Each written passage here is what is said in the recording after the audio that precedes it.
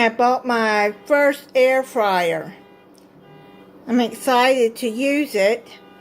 It's a Paladine. It was on sale on Amazon. I have it sitting right there next to my stove.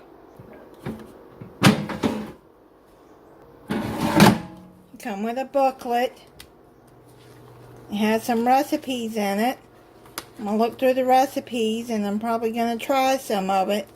So once I learn how to use it, I'll start making some air fryer recipes. I don't know nothing about air fryers. I've just seen others use them.